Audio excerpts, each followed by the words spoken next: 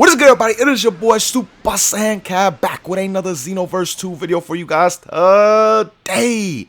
We are here to go over the top 8 Strike Ultimates in Xenoverse 2 post DLC 9, guys. Strike Ultimates had a good amount of changes actually done to them, and there's a couple of skills that would have never been even able to sniff the top list that are actually here in the top list after the recent DLC 9 update, because like I said, a lot of changes were actually made to these Strike Ultimates in Xenoverse 2. There are not that many, so when like 10 or 15 of them are actually changed, that's basically half of the Strike Ultimates. So again, that's what we're going to be going over today, and be sure to smash that like button, the subscribe button if you guys are new. Remember, we going for that 175k by the end of the year. Going to keep the grind going, have not missed a daily upload for you guys. Going to try and get more double dailies out at the same time as well. But I just want to thank you guys so much for all the support you have shown up until this point. Literally in like a week, we've gained over 1,000 subscribers. So again, man, thank you guys so much for the recent support and love. Keep smashing that like button, that subscribe button, all things like that, and have that bell on so you know when your boy is uploading at the same time. But that's enough talking from me. Let's jump into this video showcasing the best Strike Ultimates on Xenoverse 2 post DLC 9. Maybach music. Alright, y'all, jumping straight into this video right here. First, starting out with the number 8 Strike Ultimate on Xenoverse 2, guys. We have one that honestly never even sniffed the top list before, but after the DLC 9 update became a lot better, and that is Impulse Slash, guys. Impulse Slash honestly used to be not that good for multiple reasons. One, it really did not do the most damage in the world. It only did like 7,000 damage or something like that with this in particular build right here. But now you see it's doing 9,938 damage, and when it comes to Strike Ultimates, that's honestly very, very high for Strike Ults in general. It's one of the highest actually in the game for Strike Ultimates on Xenoverse 2. Now, the other part that made this move really, really bad before was the simple fact that you could vanish, not here, but right here. You could vanish the attack right there if you did have stamina, and that was another thing that really didn't make the skill too usable, too viable online, because of how long the animation actually is when it comes to a stamina break. And what I mean by that is just how long it truly takes for this skill to actually fully land. And during a stamina break, physical punches like that do not slow the stamina regen like Ki Blasts do. So all that first part of the animation leading up to those Ki Blasts at the end, your opponent is going to get a good amount of stamina back. That is still sadly the case with this move, but seeing how the damage was buffed and they made that one part unvanishable, it is a lot more viable in Xenoverse 2 at this point in time, and you can honestly still put together a very high damaging combo where you'll be able to land the move completely within an actual stamina break regardless. For example, something like this right here, guys. Boom, stamina break, sledgehammer, right into the knockdown combo immediately afterwards, teleport onto your opponent, and then straight go into the Impulse Slash right afterwards. As you guys see right here, there's a lot of stamina that Trunks is basically getting back from this, and you have to be a little bit quicker with the combo at the same time because he just got his full stamina back at the end. Again, that's the one downfall of Impulse Slash, but you are still able to put together some very, very nice combos with the move. And again, this move is just very, very good in terms of damage, and then the simple fact that it's just absolutely amazing when it comes to the animation as well. Impulse Slash is a move that really never got any love or credit just because of the simple fact that it wasn't that good, it was not that viable. But now the simple fact that it is good and more people should be using it, I think it should get more love just off the animation alone. Like I never really gave Bandai or any of them credit for this right here, but this is very, very anime-like with the whole animation of Impulse Slash in Xenoverse 2. So again, for those reasons, we have Impulse Slash coming in at number 8, guys. But let's keep this thing moving and get on to the number 7 Strike Ult in Xenoverse 2. Maybach music. Alright, y'all, coming in at number 7, we have another move before the DLC 7 update, I should say.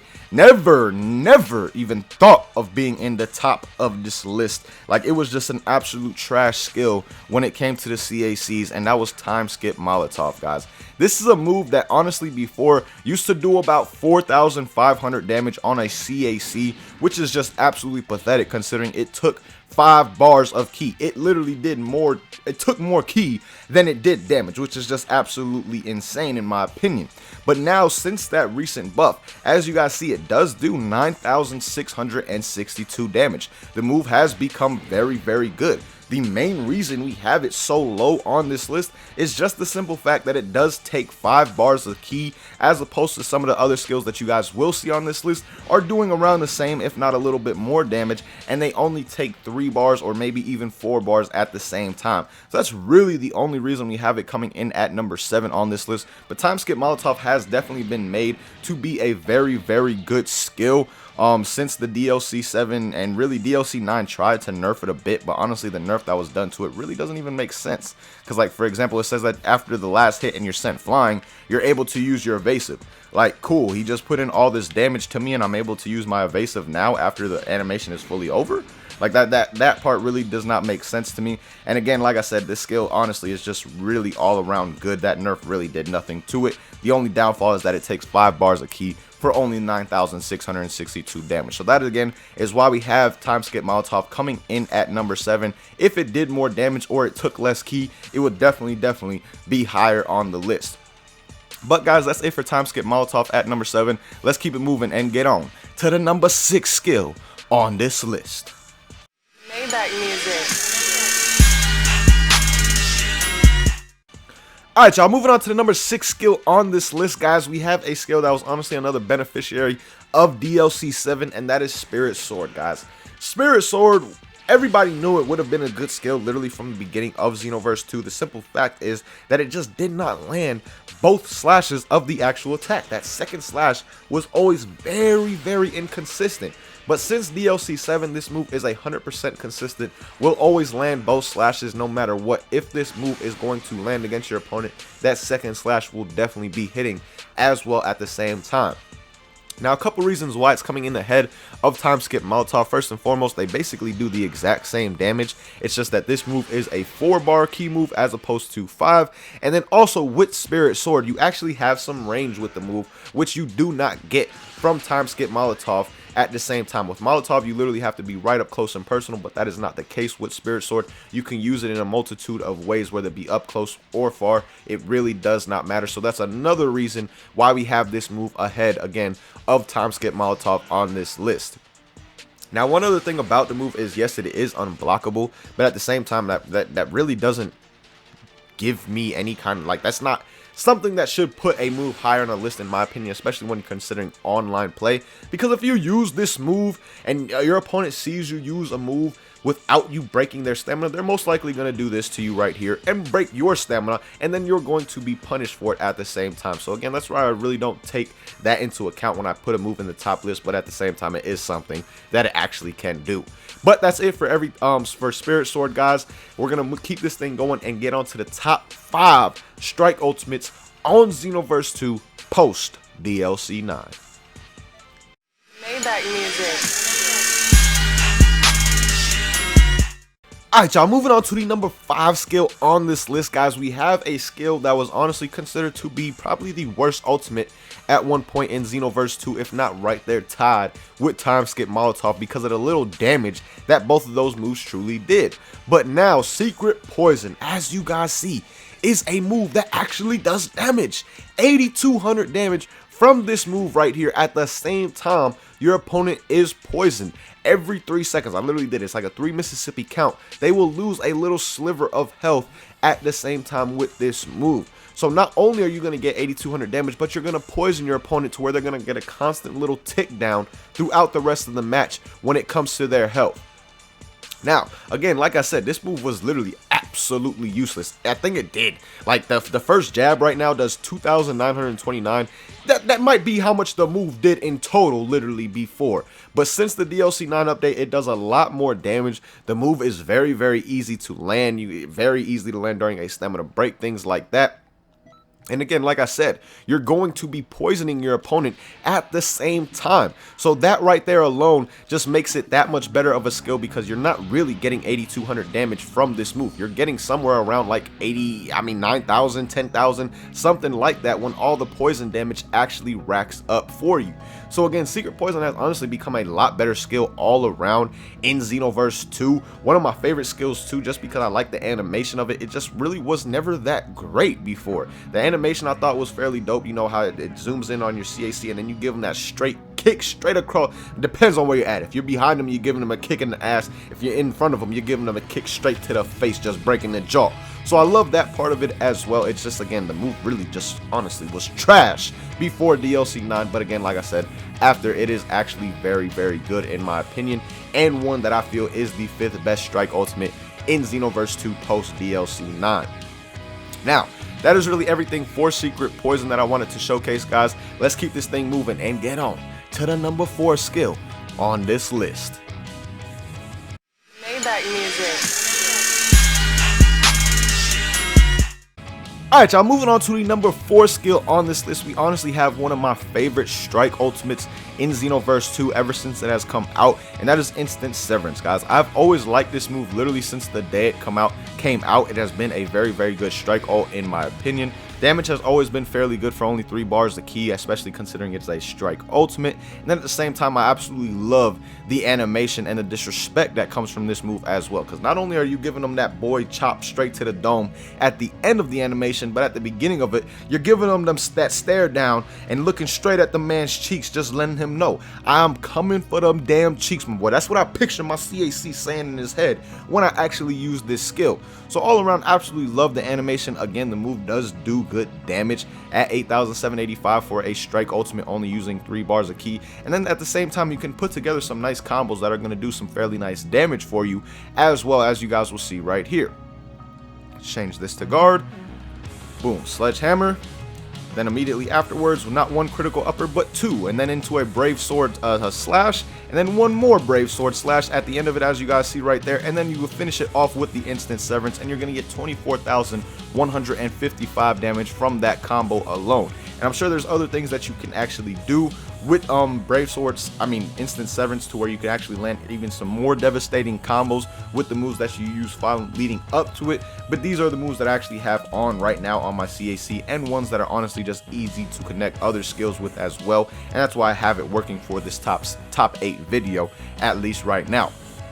But again, like I said, with instant Severance, man, very easy to use. You get good damage from the move. You can put together some high damaging stamina break combos, and at the same time, it is a very, very dope animation as well. So those are all the reasons why I have it coming in at number 4 on this list. But that is everything for instant Severance, guys. Let's keep this thing moving and finally get into the top 3 strike ults after the DLC 9 update. Maybach music. Alright, y'all, moving on to the number 3 skill on this list, we have one of my favorite attacks in this game, one of my favorite animations, without question, one of the top 3 best animations in my opinion, and that is Brave Sword Attack, guys. Brave Sword Attack, again, just so sexy. Like, the animation is so beautiful. You stare your opponent down straight in his face and then give him a slash straight through the body. Like, I love the disrespect, the animation, everything about this move. And then also, it did get buffed in DLC 7 to where it actually does more damage now than it used to before. On this build right here, when this move first came out, I would probably get around 7,500 damage, something like that.